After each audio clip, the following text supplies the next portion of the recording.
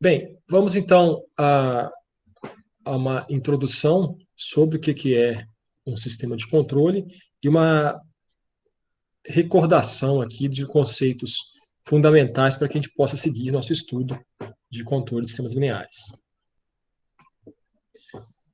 Bem, um sistema de controle ele é formado por uma série de sistemas menores, subsistemas, que vão conter processos ou plantas, e esse sistema de controle vai ser construído de modo a fazer com que a gente tenha a saída, uma variável, ou umas variáveis, né, que a gente tem a necessidade que ela apresente certa característica. Então, preciso lá que a temperatura fique ajustada em 200 graus Celsius.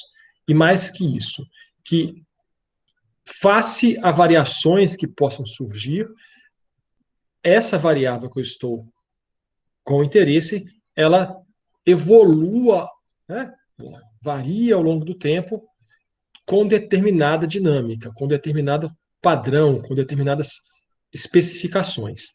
Então, o sistema de controle ele é feito para fazer com que eu coloque o controle no sistema para fazer com que determinada variável, temperatura, velocidade, posição, siga um padrão que é de interesse para aquela função. Essa variável ela vai ser parte de um processo que é a operação a ser controlada, ou de uma planta, que é o objeto físico a ser controlado. Então, eu só vou colocar o controle no sistema se ele, fora das suas condições, se ele naturalmente não conseguir ter esse comportamento que me interessa. Então, aí vai ser necessário uma intervenção com o uso de algum tipo de controlador, algum tipo de dispositivo que efetua o controle. Esquematicamente, a gente representa como blocos, né, um sistema. Então, está aqui o sistema de controle. E esse sistema, o que ele é? Ele é a parte do universo que me interessa. Então, vamos pensar ali numa indústria. Essa indústria tem um motor. Esse motor faz alguma coisa. Então, meu sistema em análise ali faz parte de todo o universo da indústria, aquele motor. Que eu estou interessado, por exemplo, em controlar a rotação. Que a rotação fique lá em 1000 RPM. E se variar a carga no eixo, ela pode variar um pouquinho com um certo parâmetro, mas ela tem que voltar para 1000 RPM. Então, eu tenho ali a planta, que é o motor, e o processo, que é o ajuste da rotação do motor. Essa é a parte do universo que me interessa. É a parte que eu estou analisando, a parte que eu estou ali estudando. Então, esse é o sistema considerado. Esse sistema a gente representa por um bloco que tem em sua entrada uma excitação, uma variação da entrada que excita esse sistema, que vai resultar, de acordo com a característica do sistema, em uma resposta em sua saída. A saída é a variável que de interesse para a gente.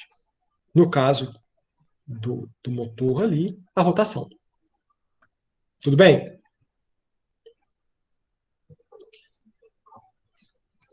De forma geral, a gente pode classificar algumas razões de eu construir um sistema de controle.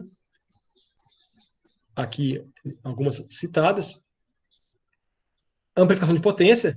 Então, no elevador, você aperta um botão e você movimenta uma massa grande ali. Então, a energia, né, a potência envolvida com apertar o botão é amplificada, né, com o movimento do avião, do elevador, né, avião. Controle remoto, se eu tiver que acessar uma área de risco, eu posso remotamente controlar algum dispositivo, né? Aí a gente já pensa em robô, né? Uma coisa assim, mas não necessariamente pode ser um robô, pode ser um dispositivo lá que já está remotamente sendo controlado. Conveniência.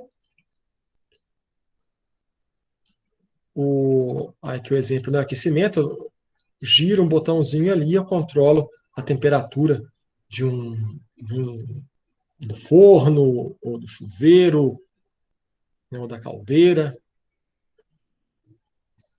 E compensação de perturbações. Talvez seja essa uma coisa que ela não é tão trivial, a gente não, no primeiro momento não pensa nisso, mas ela é fundamental.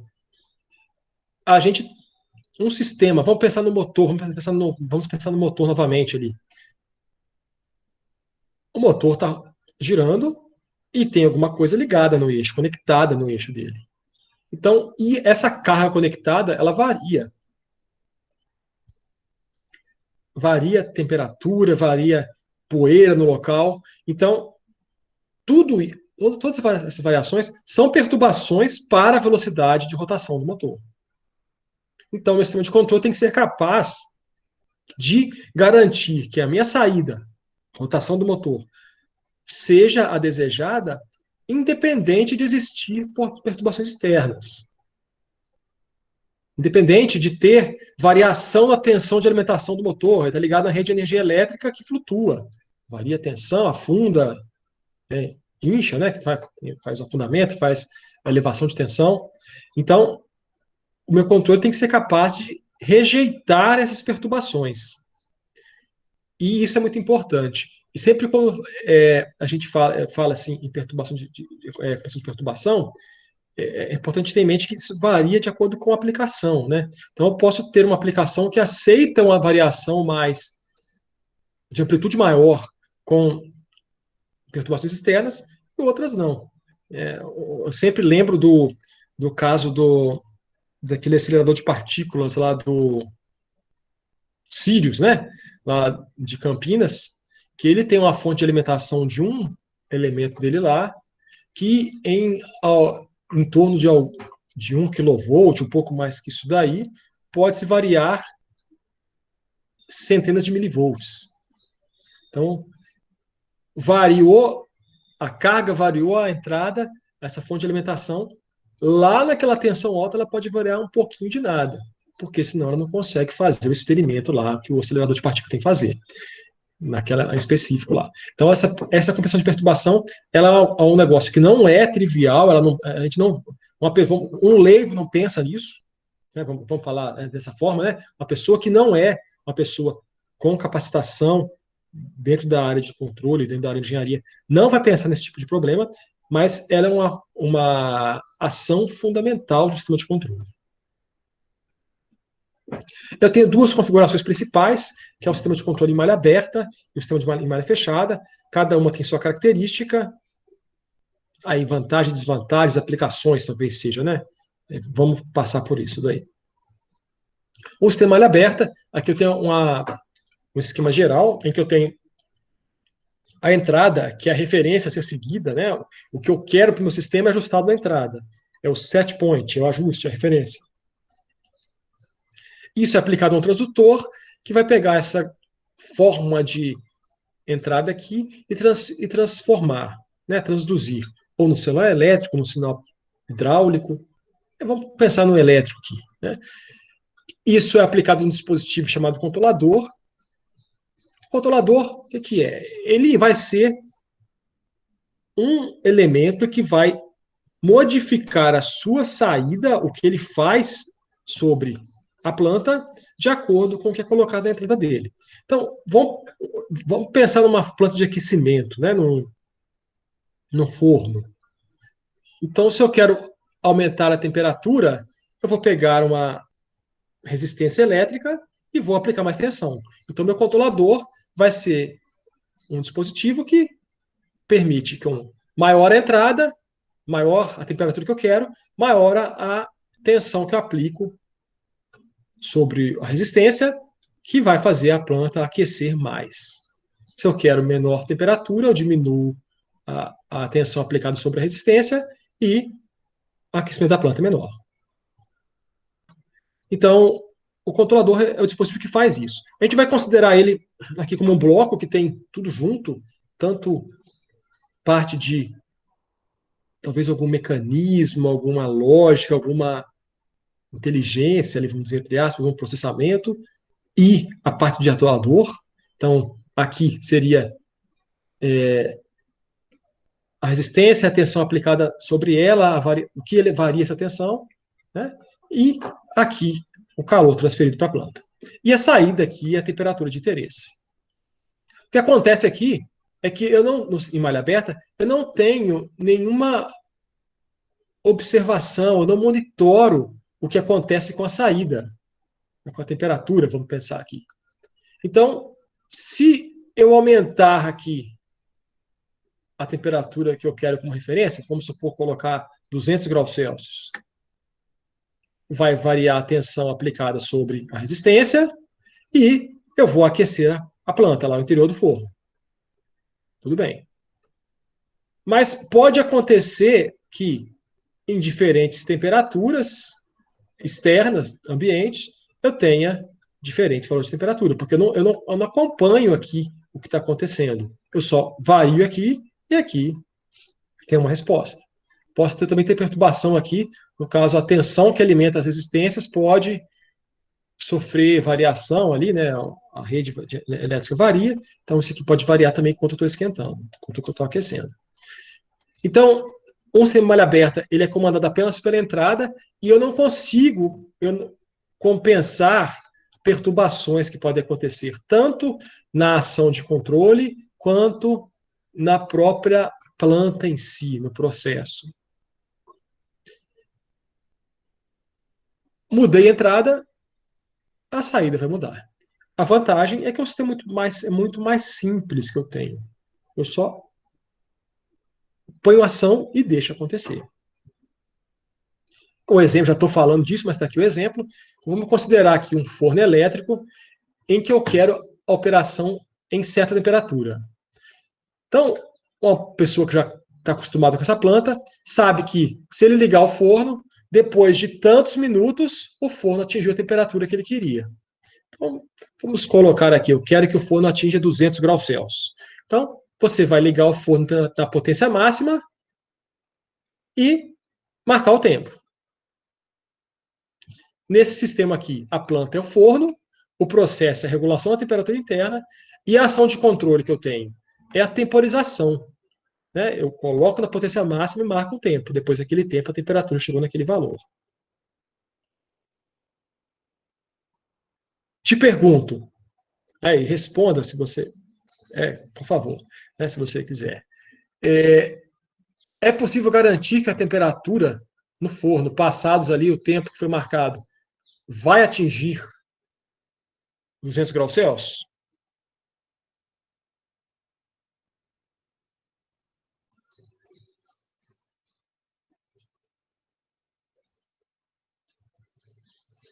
Então, hoje que a Não. gente... A temperatura... Não, né? Isso aí, obrigado. Hoje, eu não sei que a temperatura que está aqui, não consigo ver, mas deixa para lá. Hoje está mais ou menos uns 25 graus Celsius, vamos colocar assim, a temperatura ambiente. Então, se eu ligar o forno hoje e marcar lá o tempo, ele vai atingir uma temperatura específica. Vamos chegar, suponha que ele chegou lá em 197 graus Celsius. Mas se eu fizer isso aqui hoje, lá no Alasca, por exemplo, com o mesmo forno, ligo para o cara que está lá e fala assim, ó, vamos ligar aí e marcar. Lá deve estar uns menos 5 graus Celsius, sei lá. Ele vai atingir, em vez de 197, ele vai atingir a temperatura, supondo que ele é igualzinho a esse que está aqui, a temperatura 30 graus mais baixa. Então ele vai atingir os 197, 167 graus. Então a temperatura ambiente, ela é uma perturbação externa ao sistema que influencia no resultado da saída. Então, sem observar o que está acontecendo aqui dentro, medir essa variável, que é a temperatura, é muito pouco provável que eu consiga ajustar no valor que eu quero, ela vai ficar um pouco acima ou abaixo, e a perturbação externa, que é a temperatura ambiente, ela atua de forma determinante no resultado que eu tenho. Se eu ligar esse mesmo forno lá em Natal, que deve estar uns 35 graus Celsius agora de manhã lá, ele vai atingir 10 graus acima do que ele atingiria aqui em Juiz de Fora. Então, a gente tem aí que em malha aberta eu consigo fazer o ajuste? Consigo. Mas é muito pouco provável que ele seja um ajuste exato e ele é muito suscetível à perturbação externa. A vantagem é que você pega um forno comum, sem nenhum dispositivo adicional, e você consegue fazer ele funcionar, dependendo da aplicação, de uma forma satisfatória. Se for um forno para poder assar uma pizza, não faz diferença se ele vai estar a 200 graus Celsius, 197, 187. Você olha, não deu. Você vai lá para mais um pouquinho. Então, assim, tem esse tipo de vantagem. O fato de você olhar se chegou onde você queria, já viu o sistema malha fechada. Né? Mas vamos pensar só no forno, né? Não vamos olhar o operador como parte da malha de controle. Em malha fechada, o que acontece? Eu tenho aquela mesma estrutura de malha aberta, planta, transutor, controlador, entrada, controlador, planta, né? E existe aqui um caminho em que eu realimento o que acontece na saída e jogo no controlador. Eu faço uma comparação aqui, uma diferença da entrada, que é a minha referência, meu set point, com a saída medida, que é a variável a ser controlada, e essa diferença me gera um sinal de erro. Quanto maior o sinal de erro, significa que eu estou mais longe, né, maior em módulo, né? Pode ser maior positivo ou maior negativo. Significa que quanto maior em módulo for o erro, significa que eu estou mais longe do que eu quero, então meu controlador precisa atuar de forma mais intensa, tanto positivamente quanto negativamente, sobre a planta. E quanto menor for a diferença, menor o erro. Isso reduz a atuação do controlador. Então, o controlador vai aumentando a sua ação. Então, pensa no forno. Ele está muito longe da temperatura, então ele aumenta a potência aplicada no forno. Está chegando próximo à temperatura, ele vai reduzindo essa potência.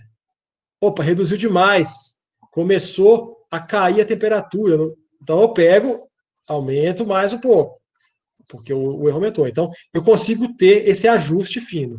É claro que a forma que esse ajuste vai ser realizado depende muito do que é esse controlador, que vai estar associado à planta.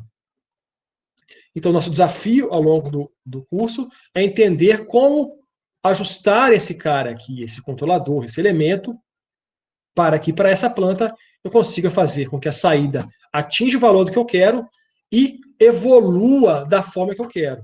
Daqui a pouco a gente vai falar um pouco mais sobre essa dinâmica do sistema de controle. Então, aqui, isso está o que eu tinha dito, né? Com essa partezinha, esse primeiro parágrafo explica o que eu falei. E aqui, o comentário que o sistema de malha fechada, SMF, ele tem maior exatidão que o SMA. Eu consigo chegar no valor ali, né? Tenho menor sensibilidade a ruído e perturbação externa, porque essas perturbações fazem parte, elas estão no caminho de realimentação. Então, se a temperatura ambiente é diferente, o que acontece? Minha saída vai estar no valor diferente. Então, eu meço de novo e aqui muda a atuação que eu estou tendo sobre a planta. Então, é possível que eu consiga o mesmo resultado em diferentes lugares. Né? E, é claro, né, isso daqui desde que eu tenha um projeto adequado do controlador. A maior desvantagem é o custo e a complexidade do sistema, que eu passo a ter elementos de medição, essa parte de comparação, de geração de erro, e nem sempre a medição é algo trivial, pode ser uma medição que é difícil de fazer, o sensor é caro. Um exemplo, né, que a gente tem para dar disso, né? Teve um trabalho que nem era de controle, era só de medição, de instrumentação, de TCC, que foi de um aluno, Renan. Ele precisava fazer uma medição de nível num tanque de combustível, e o sensor que ele precisava, com a precisão que ele tinha que precisar, custava mais de R$ 1.000. Isso aí, alguns anos atrás, né? Hoje deve estar custando uns R$ 3.000 aí. Era um sensor de ultrassom que ele estava querendo usar, a gente acabou saindo por outra para outra abordagem que funcionou também com um custo menor. Então, nem sempre o sensor é uma coisa muito viável do ponto de vista econômico, assim, ela é cara, né? Ela se torna viável quando a aplicação é importante e crítica, né? Então aí se torna viável.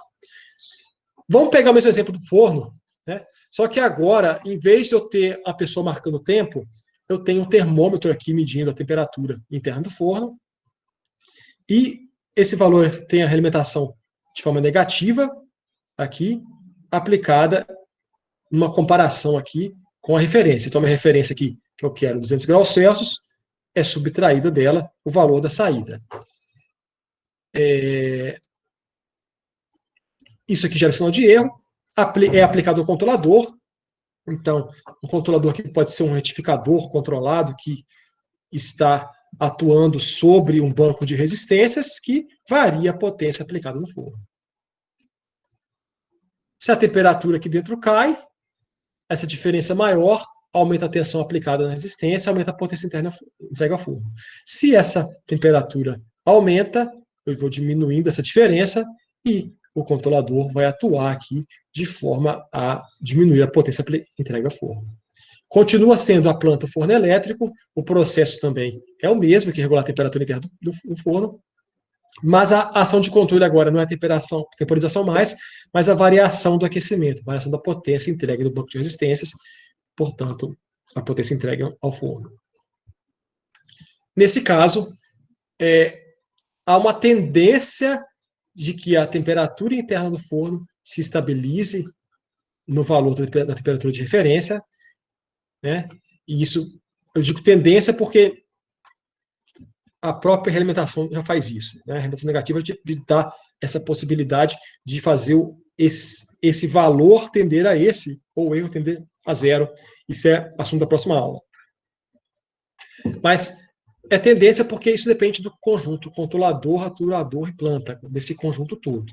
Se o controlador tiver mal ajustado, ele pode fazer com que isso aqui, a temperatura cresça indefinidamente, até fundir os elementos todos ali e parar de destruir o sistema. É a situação que a gente chama de instabilidade.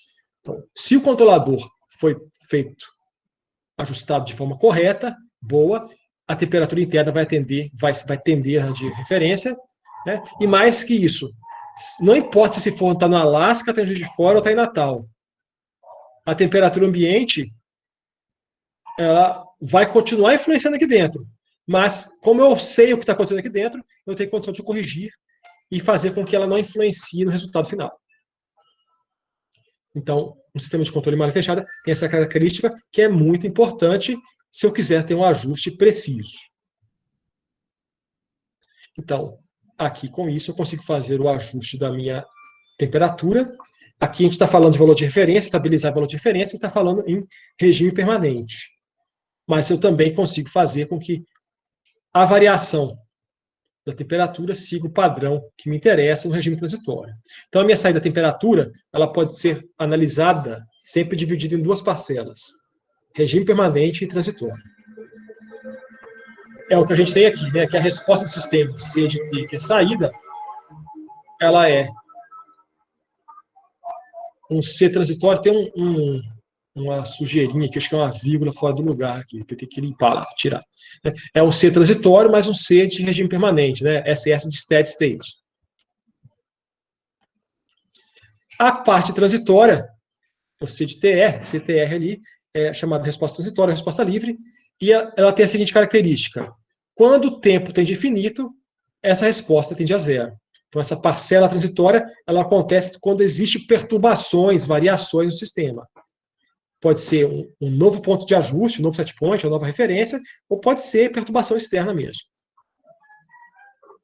E o CSS de T é resposta permanente, resposta forçada, e ela está relacionada com a parcela da resposta de regime permanente que permanece quando o tempo tem infinito. Ou seja, regime permanente, estado estacionário. Então, eu vou analisar sempre dessa forma, separando a análise transitória e a análise de regime permanente. A gente começa o nosso estudo na próxima aula observando o que acontece aqui com o regime permanente. O transitório você já viu em controle 1. A gente vai dar uma relembrada aqui. Para a gente ver aqui, né, e compreender a importância de cada parte aqui da resposta, tanto transitória quanto regime permanente, vamos ver um exemplo em que eu tenho um elevador, que tem o seu controle, que apertando o botão na cabine, no comando, a cabine vai para a posição do botão. Então, estão aqui, posição 0, posição 1, 2 e 3. Então, vamos supor aqui que foi apertado o botão 3, lá, então, o elevador apertou o 3, o elevador saiu do 0, que é o térreo, chegou no 3. É assim que funciona o elevador. Né? A planta é o elevador, o processo é o posicionamento da cabine, e a ação de controle é o quê? Variar a posição vertical aqui do elevador. Né? O pressionar o botão é a entrada do sistema.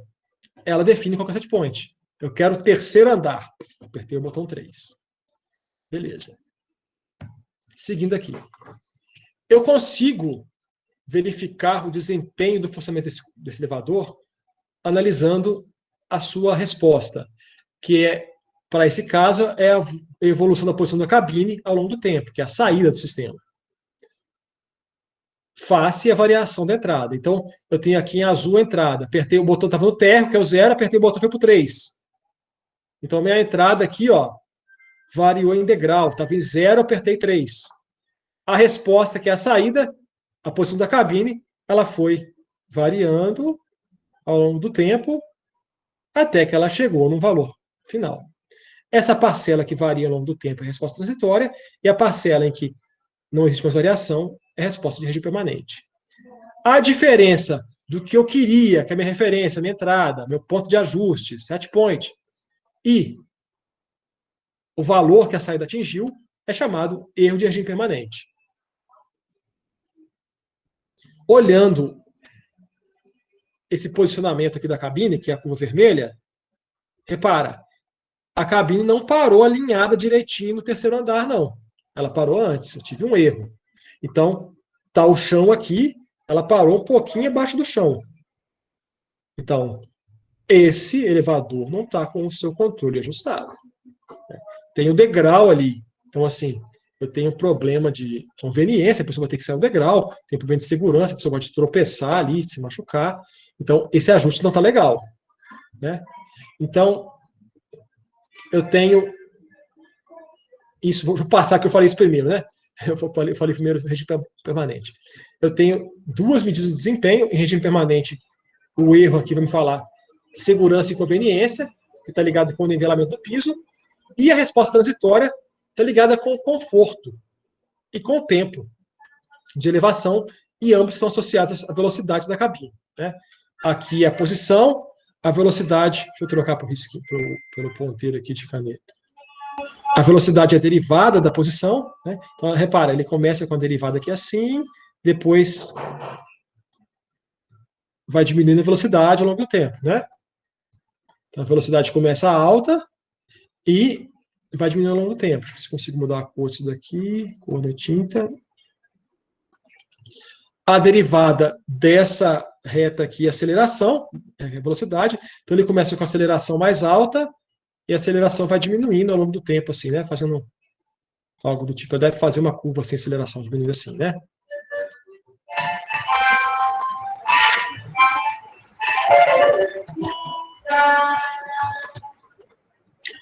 Agora, eu poderia ter também uma resposta, em vez de descer desse jeito aqui, né? Eu poderia ter essa resposta aqui, ela vem, sobe, com estilo algo do tipo, bem suavemente, e atinge o regime. Então, essa curva azul é uma curva melhor que a vermelha.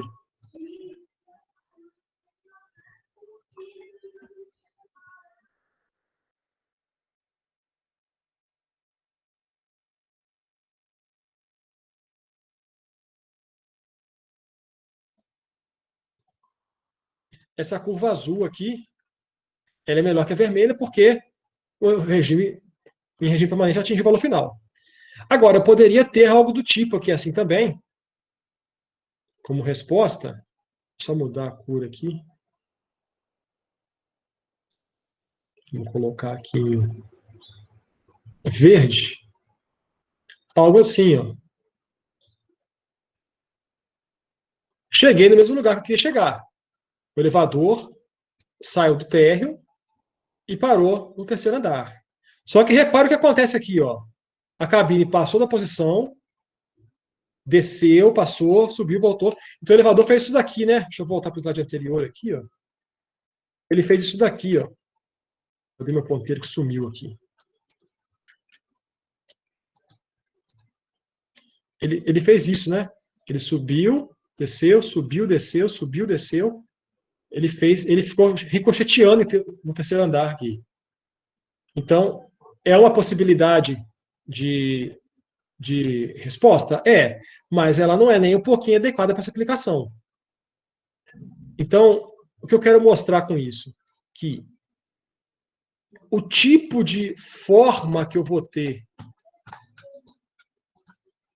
na resposta ao longo do tempo depende totalmente do caso, da aplicação. Para o caso do elevador, a curva vermelha, mesmo parando com um pequeno degrau, ela é muito mais adequada que a curva verde. Já a curva azul é mais adequada que as duas, porque apesar que ela cresce mais rápido aqui, tem uma aceleração inicial maior, né? Pode ser que tenha um desconforto, não sei, né? Talvez para o passageiro ali dentro do avião, né? Do elevador, desculpa. Mas ela atinge o valor de regime permanente e fica nivelada com o piso. E ele faz de forma suave. Então o elevador sobe, velocidade maior, vai parando, finaliza. Nivelado. Então, observar transitório e regime permanente permite saber o desempenho do sistema de controle. E mais do que isso, esse tipo de característica, tanto transitória quanto permanente, elas são as características que vão definir o que eu vou fazer no sistema de controle. Então, é o grande desafio. Mais do que fazer o projeto é técnica, a gente aprende, a gente vai lá, faz a técnica e aprende. Eu preciso saber o que eu quero para o sistema de controle. E saber o que eu quero para o sistema de controle significa que eu tenho que conhecer aquele sistema. Tenho que saber o que é preciso para aquele sistema. Então, isso pode ser muito mais difícil do que fazer o projeto. Não que você fazer o projeto seja fácil, mas saber o seu objetivo de projeto é o primeiro passo e pode ser um desafio muito grande. Eu sempre gosto de citar o exemplo do TCC do Luiz Gustavo, feito tem alguns anos já, em que ele trabalhou com o projeto de um controle de temperatura para a laminadora que a gente tem no laboratório. Lá no laboratório, na oficina de eletrotécnica, né, a gente tem eletroeletrônica, que chama oficina, né? A gente tem lá uma laminadora para fazer placa de circuito impresso, talvez até alguns já tenham utilizado. Então você pega um desenho que está numa folha, coloca na placa e passa nessa laminadora, que é montado a partir de uma impressora laser desmontada, que foi recondicionada, né? Que estragou, mas a parte de aquecimento está funcionando. Então passa a placa ali e transfere o desenho da placa, do desenho do papel para a placa de circuito impresso, para poder fazer a placa e fazer a corrosão e tal. Atualmente, do jeito que está funcionando lá, do jeito que ela estava funcionando, para você conseguir utilizar a laminadora, você teria que aguardar 18 minutos o seu aquecimento. E variáveis externas, como temperatura, ventilador, que estiver ligado no laboratório, influenciam no resultado.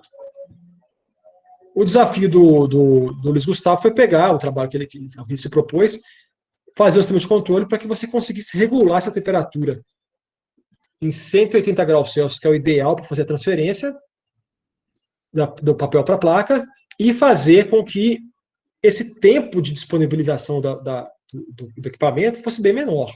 Não deixasse que ela ficasse tanto tempo demorando a aquecer. Por que ela demora hoje? Porque não se controla, se demora na planta lá original, não se controla a temperatura sobre o elemento que aquece sobre o cilindro lá, né? Então, tem que se reduzir muito a tensão para que ele possa aquecer e estabilizar esse valor aí, 30 graus naturalmente. Então, isso é muito lento. Então, quando ele parou para fazer, vamos fazer o projeto. Mas o que eu quero? Isso aí, como que vai subir? Vai subir em 1 minuto, 10 minutos, 30 segundos, 10 segundos? Então, até definir. Ele sabia que era o final, mas e o meio do caminho? Esse transitório, como vai ser, né? Esse transitório aqui, né? Como é que vai ser?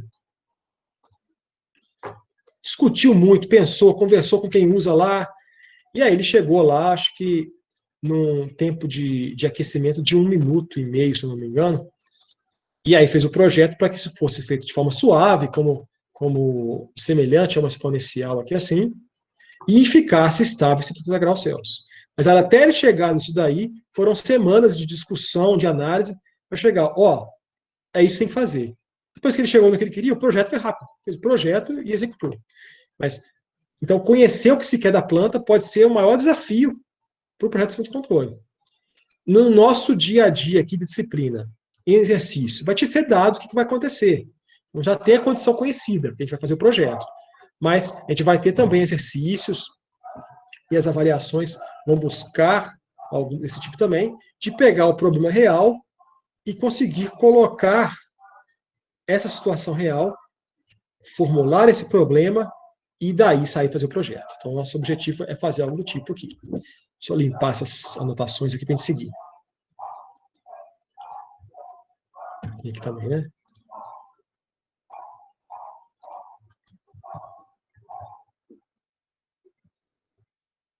Uma vez que a gente discutiu o que se quer de sistema de controle, vamos ver alguns conceitos que são importantes para a gente poder conseguir fazer o projeto e analisar algumas especificações que são importantes.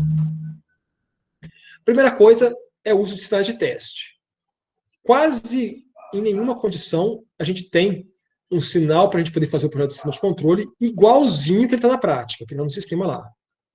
E se tiver, pode ser um tipo de sinal cujo modelo matemático é muito complexo. Então, não vale muito a pena, geralmente, eu ficar querendo o rigor de reproduzir aquele sinal exatamente que vai estar na prática. Porque, em quase todos os casos, aquele sinal lá, ele vai ter um sinal simplificado que possibilita uma condição até mais extrema do que a situação prática. Então, se meu sistema consegue ser dimensionado para responder a uma situação similar e mais extrema, na hora que ele for colocado na prática uma situação que o modelo matemático é mais complexo, mas ela não é tão rigorosa, tão intensa quanto a minha situação de teste, eu vou conseguir atender tão bem e até melhor do que no caso teórico. Então, a gente utiliza alguns tipos de sinais para isso. Os principais, função impulso. Ela modela, ela permite que a gente avalie o comportamento do sistema, sua resposta, em função de uma entrada do tipo impacto. Exemplo, você está andando na rua com um carro e você está com a sua suspensão ali, tem um buraco que você passa nele. Então, o buraco faz com que a suspensão tenha uma variação rápida e desaparece. Isso é um impulso. O impulso modela essa condição. Na condição verdadeira, o impulso não tem altura infinita, nem duração infinitesimal. Ela tem duração finita e altura finita. Então, é uma condição menos extrema do que do impulso. Deixa eu voltar o ponteiro aqui, porque eu estou precisando dele. Outra é a função degrau. Ela simula para a gente uma entrada que varia bruscamente, de forma abrupta, né? Então, estou ligando alguma coisa. Então, um sistema eletrônico desligado, você liga. Varia-se bruscamente a alimentação do sistema. Um exemplo. Você está passando a suspensão do carro também na rua, né? Você tem um buraco, mas não é um buraco, é um buraco longo. O carro entra no buraco, dá aquele variação, fica, depois ele sai, outra variação. Não foi instantânea, ela foi, desceu, ficou, depois ela retorna. Então, são 2 degraus aí. Então, essas variações bruscas são modeladas por degraus. Na prática, nunca existe um degrau aqui com uma variação com 90 graus. Ela vai ter sempre uma pequena inclinação. Então, o degrau é uma condição mais extrema do que a gente encontra na prática, sempre. Rampa. Eu posso querer analisar a variação ali gradual do sistema. Exemplo clássico, são dois. Aceleração de motor. O motor eu não vou colocar na condição nominal de uma vez, eu vou acelerar suavemente para reduzir esforço elétrico sobre corrente e esforço mecânico de tranco nas junções, né, nos acoplamentos. Outro exemplo, carga de bateria. É comum a gente fazer uma carga suave, com uma entrada linear ou próximo disso, para que eu não force também ali, não tenha esforço ali térmico e de reação química ali muito grande, eu vou suavizando isso daí por meio de uma rampa. Então, a gente tem como testar isso também com a rampa. E a função senoidal, ela é utilizada para poder modelar e analisar respostas de sistemas que estão variando ali de forma cíclica, oscilatória ao longo do tempo. Aí, dependendo, pode ser que eu tenha que utilizar mais de uma entrada senoidal para poder contemplar diferentes frequências, né? Aí depende do caso. De forma geral, no controle, na graduação, a gente não utiliza muito testes com funções senoidais, a gente está mais com funções do tipo degrau e rampa, porque são as condições principais, né? Quase todo sistema de controle vai ter uma referência que varia em degrau e rampa.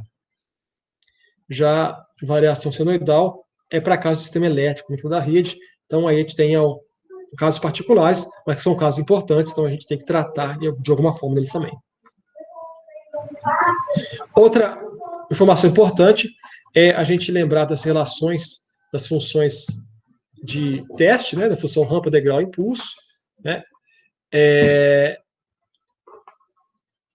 Se eu conheço a resposta do sistema, eu posso obter esse sistema linear, invariante do tempo, eu posso obter a resposta da sua derivada e da sua integral diretamente integrando a saída, né? É que essa tabela mostra, né? Se eu tenho aqui uma entrada em rampa, a derivada da rampa ao degrau, e a derivada do degrau ao impulso. E assim, então, se eu tenho a resposta à rampa do sistema, basta derivar a resposta à rampa que eu tenho a resposta ao degrau. E basta derivar a resposta ao impulso, a degrau que eu tenho a resposta ao impulso. Então, em vez de eu fazer a análise todo do sistema para todo tipo de sinal, muitas vezes, fazendo para o degrau, eu consigo obter a resposta ao impulso e a resposta à rampa. E vice-versa, né? Que do impulso para o degrau há uma integração, e se o integral do degrau tem a rampa, então eu também consigo integrar com uma resposta e obter a outra. Essa relação ela é útil e a gente acaba usando na análise algumas vezes esse tipo de relação. Vale lembrar que para sistema não linear ou sistema variante no tempo, esse tipo de propriedade não é válida, né? Sistema não linear, nem é o nosso objeto de estudo. E sistema variante do tempo é aquele sistema que as propriedades dele variam ao longo do tempo. Se a gente olhar rigorosamente todo o sistema varia do tempo, mas essa variação do tempo pode ser muito lenta em relação à nossa observação, né? Por exemplo, pega um circuito RLC. Resistência, L indutância e C capacitância variam ao longo do tempo seus valores. Talvez o capacitor é o que varia mais, né? Mas todos variam. O material vai se deteriorando. Então, só que essa variação temporal é da ordem de milhares de horas. E a gente normalmente analisa segundos. Então, para essa nossa análise, o sistema não varia no tempo. Já há sistemas que não, isso é importante. Pega, por exemplo, um foguete. A massa dele varia do tempo muito rápido.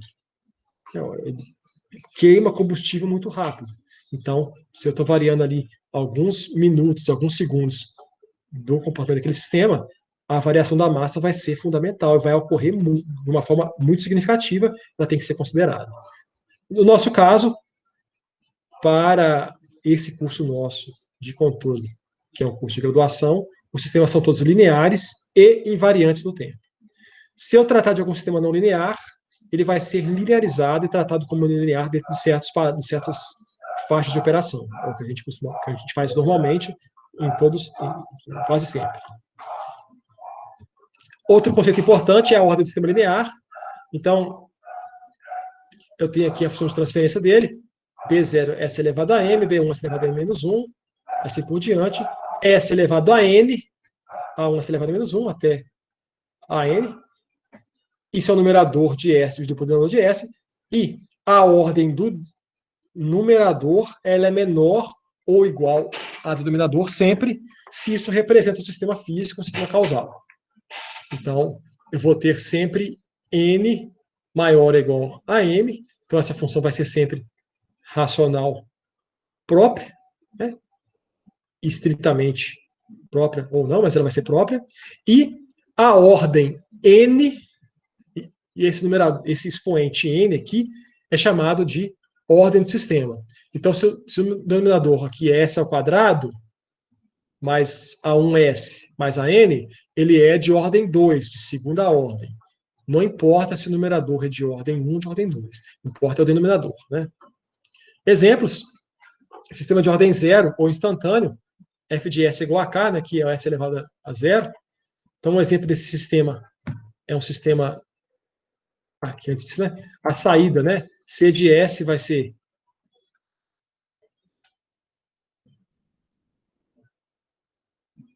f de S vezes R de S, né? F de S é saída por entrada. Então, passo multiplicando o R que estaria aqui embaixo para cá. Então, a saída vai ser f de S vezes R de S, que é um K vezes R de S. Aplicando a transformada de Laplace, a resposta do tempo é K vezes R de T. Um exemplo desse tipo de sistema é um circuito resistivo. A saída tem o mesmo formato da entrada. Então, se a tensão no resistor é uma senoide, a corrente será também uma senoide, com a mesma fase, variando só a amplitude, né? O sistema de primeira ordem, eu tenho aqui no denominador S elevado a 1. Aí o tipo de saída vai depender das características aqui, né? E um exemplo desses elementos, desse tipo de sistema, um circuito RC, circuito RL, sistema massa-mola, sistema massa-amortecedor. Né? E segunda ordem, eu tenho no denominador S ao quadrado. Por exemplo, esse tipo de sistema é um circuito RLC ou um sistema massa-mola-amortecedor. Todos vão ser sistemas de segunda ordem. O sistema de primeira e segunda ordem são sistemas importantes, porque geralmente eu consigo aproximar sistemas de ordem maior por um comportamento dominante de primeira ou de segunda ordem. E esses sistemas de primeira e segunda ordem, então, tem uma análise mais detalhada e a definição de parâmetros e especificações que vão ser úteis e fundamentais para o projeto.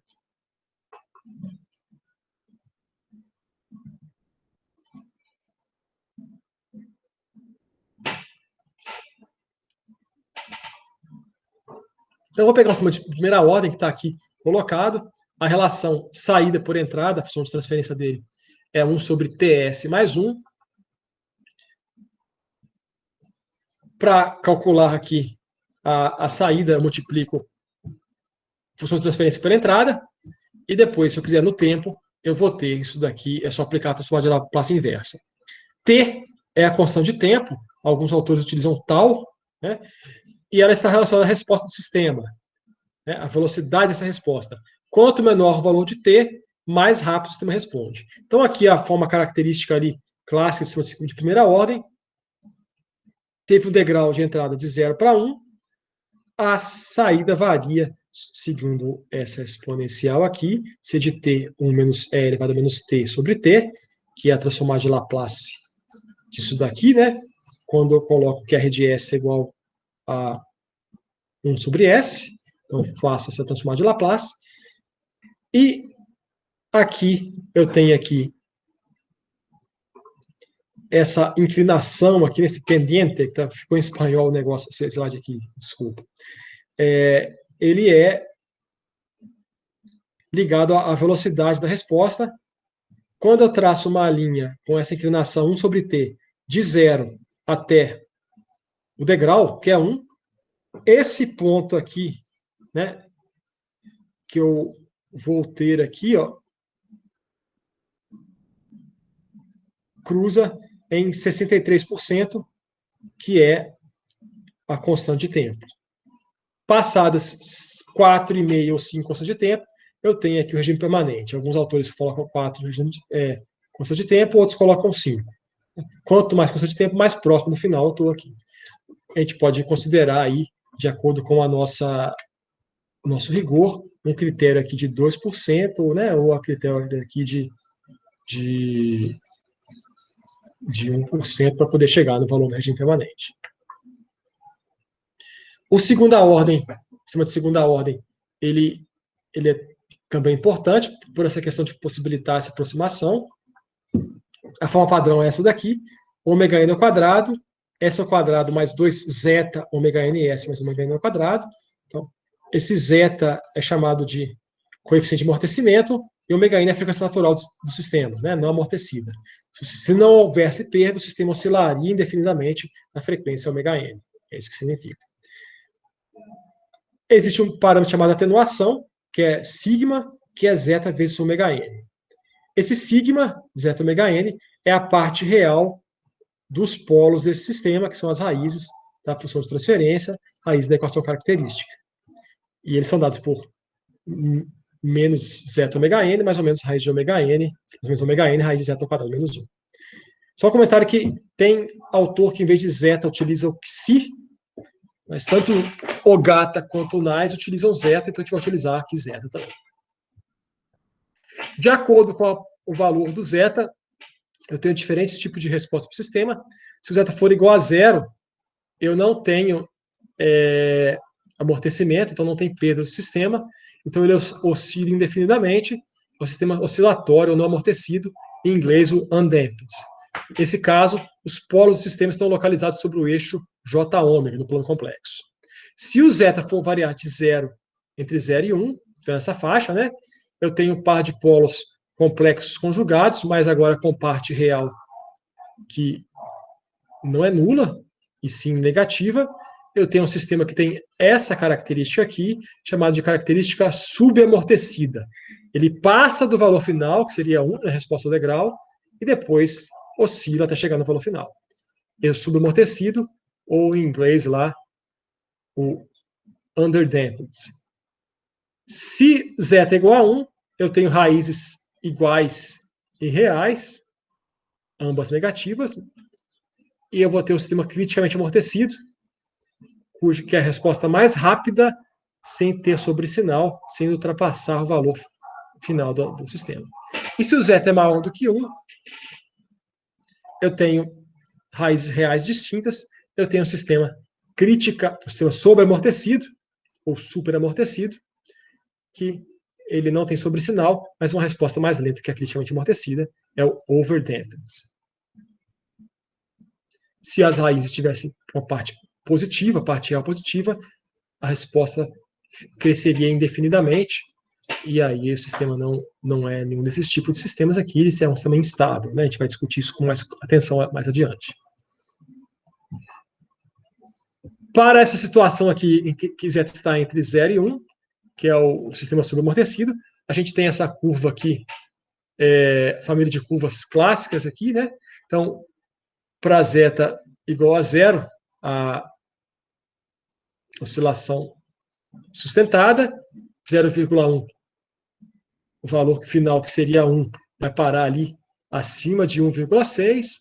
Então, quanto menor o zeta, menor esse sobresinal, maior o amortecimento. Para zeta igual a 1, não tem o sobresinal, a curva indireta aqui em cima do 1. E para zeta igual a 2 aqui, né, a curva aqui chega aqui e vai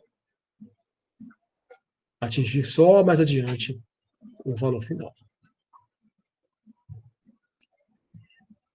Essa característica entre zero, quando eu tenho aqui, né, o zeta entre 0 e 1, a gente tem algumas definições que são especificações do sistema de segunda ordem.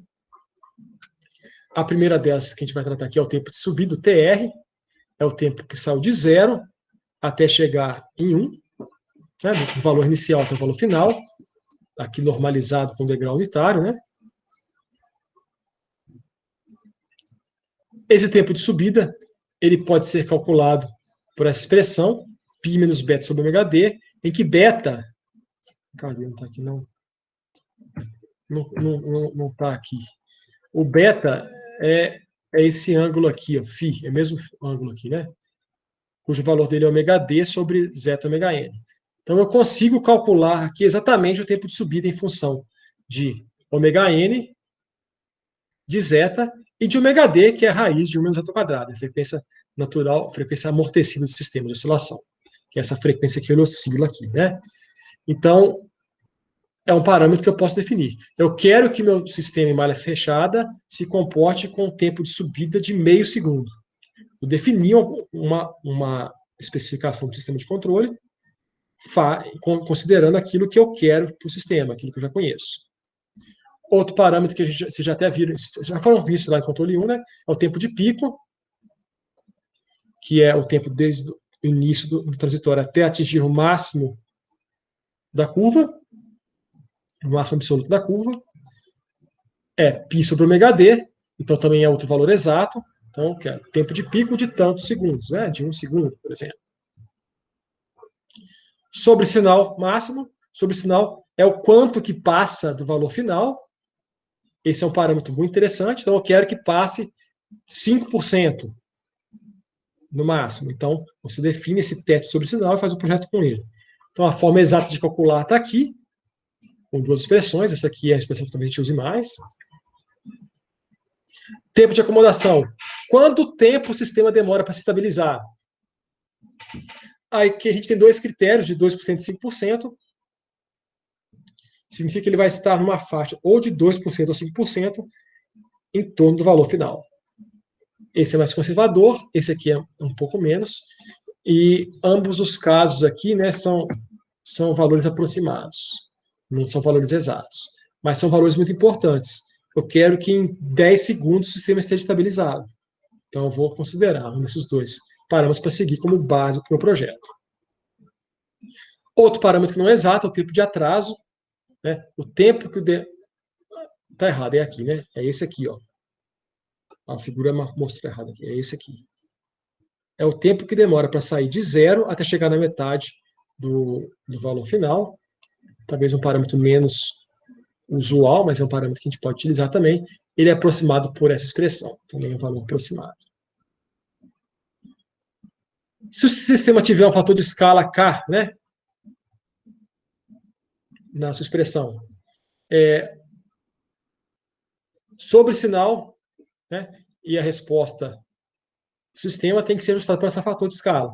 Então, o MP vai ser K vezes o MP da forma padrão, máximo sobre sinal, e a resposta vai ser K vezes a resposta na forma padrão. No sistema linear, eu só faço um escalonamento. Isso é válido, a mesma coisa é válida para que se aqui não tivesse um K, mas tivesse o K na entrada, também seria a mesma coisa. Se tiver um K aqui na entrada, se multiplica os dois ganhos, né? Basta isso.